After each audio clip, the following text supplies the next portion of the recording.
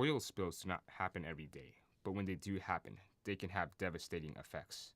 One of the biggest oil spills in history occurred on April 20th, 2010 in the Gulf of Mexico. The Deepwater Horizon oil rig, owned by Transocean Limited, that was leased to British Petroleum, exploded due to a faulty blowout preventer created by Cameron International, causing the Macondo well to release approximately 5 million barrels of oil into the Gulf of Mexico. So today there are three different direct methods that the oil industry uses to recover oil from a body of water during an oil spill. The first is use of dispersant. What they do is they pour dispersant on it, or in the case of the Gulf of Mexico spill, they put it subsurface. They put it on at the base of the well, at the bottom of the ocean, essentially.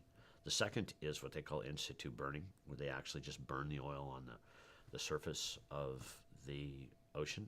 The third is mechanical recovery. The issues with each one of them are there's some hard science that supports the theory that if you burn oil on the surface, all you're doing is transferring it from one part of the environment, which would be the surface of the ocean, to the atmosphere.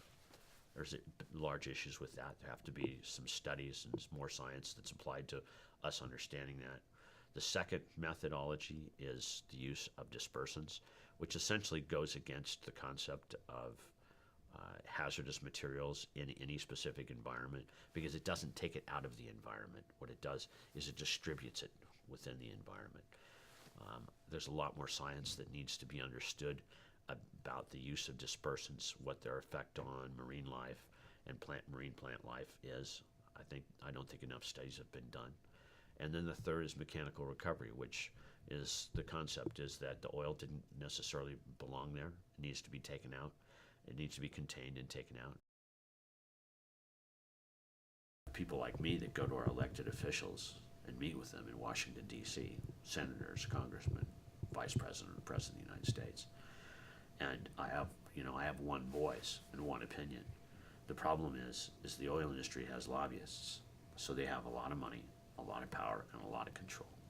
So, the real question is, is Washington listening to people like me or people like you? That's the question. Become educated, become knowledgeable, understand the facts. Don't get involved in rhetoric. What can you do? Ask yourself this. Ask yourself if your elected officials are actually listening to what you have to say. And if they're not, it may not be the right elected official in D.C.